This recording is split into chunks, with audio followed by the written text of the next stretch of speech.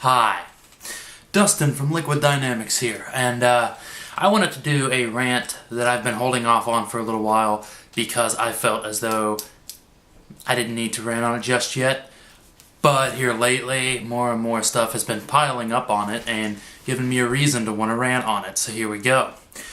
I want to rant on the company WWE, World Wrestling Entertainment, and the reason I want to do this is I have been an avid wrestling fan since I was a child, so I've followed it for a long time, and it wasn't up until recently that I've seen that they are really truly ignoring their fans. And what I mean by this is, Daniel Bryan is the single most over superstar on their roster. That is obvious that throughout the shows they chant yes, yes, yes, or we want Bryan, Daniel Bryan, anything like that. They do that often. And anytime Daniel Bryan's in the ring, the audience goes nuts. They say yes, they say his name, they chant, and they just continue chanting. They love Daniel Bryan. I think it's awesome how much respect he's garnered from the crowd and the audience of WWE. I think it's awesome. And he could be the face of the company very easily due to how popular he is. But WWE keeps stopping him from reaching his maximum potential. Maybe that's a good thing. Maybe they're eventually going to give him his shot that everybody believes he so rightfully deserves after building him up like they have so far. But if they do not, then they're completely and utterly ignoring their fans, and that is a retarded thing to do. Because if you ignore your fans, you are ignoring the only reason that you are still in existence. So don't do that. The second thing I want to comment on is the WWE Royal Rumble 2014 pay-per-view. Okay, this pay-per-view as a whole pretty much was rather terrible. The only good match about the entire pay-per-view was Daniel Bryan versus Bray Wyatt, which Daniel Bryan would lose to Bray Wyatt, and surprisingly a clean victory. Okay, so Daniel Bryan loses. Then the next match would be Big Show versus Brock Lesnar, but it wouldn't even ever start because Brock Lesnar would attack Big Show before the bell ever rang, and the bell would never ring, which is stupid. That entire thing was Big Show being attacked by steel chairs. That's all it was. So it was rather pointless.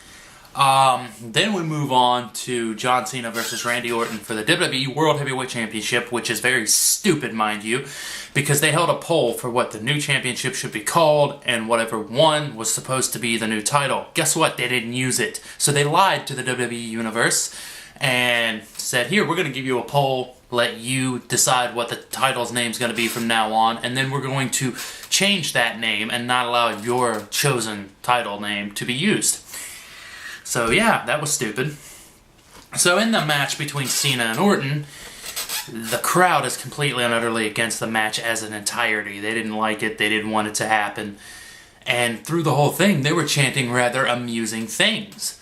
And when I say rather amusing, I mean it was terrible because they were chanting, "You both suck," "We want divas," "Daniel Bryan," and "boring." Those four alone are hilarious. You know that if it's a championship match and those things are being said, you know you have a terrible match going on. The WWE Universe didn't want to see it because Orton and Cena have happened numerous times and it shouldn't happen anymore. It's stupid. So you should have ended the match quickly. I think the audience even chanted "end this match" several times. And then we move on to the actual Royal Rumble match, the main draw of the entire thing. Obviously, the WWE Universe wanted Daniel Bryan to win this, But as it would turn out, Daniel Bryan wouldn't even be involved. And it's pretty terrible that this would happen because number 30 is about to come in and the audience is going nuts because they think it's Daniel Bryan. They're going, yes, yes, yes. And then when 30 shows up, it's Rey Mysterio. The entire Royal Rumble match was pretty well booed and they were saying it sucked. The final two people in the Royal Rumble would be Batista, what the hell am I saying? Batista and Roman Reigns, okay?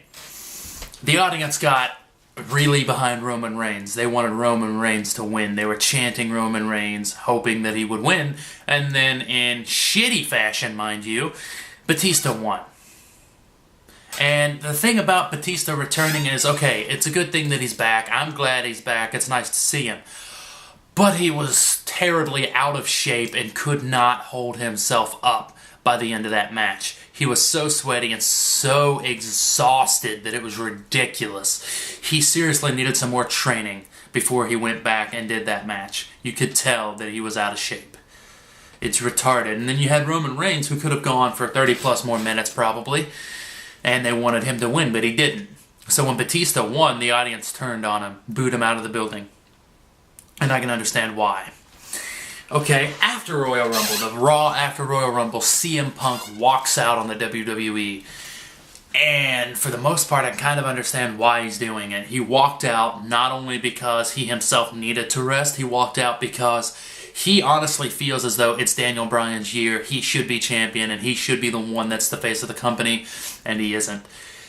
He also feels that he's been mistreated in WWE, and he very well may be. But who else had a 434-day World Heavyweight WWE Championship run? Hardly anybody has ever done that. Very few people have ever accomplished such a feat, and he was one of them. He walks out. People think it's a work, and it very well may be. But there's a part of this that truly upsets me as a wrestling fan, and I don't think it should be happening, and that is the most recent Raw. Fans were actually being ejected from the arena for chanting CM Punk. You will notice that CM Punk chants start at the beginning of the show and continue for a little while, but then suddenly stop. That's because fans were actually being ejected from the building for chanting CM Punk. They're confiscating CM Punk's signs and anything to do with CM Punk. It's retarded.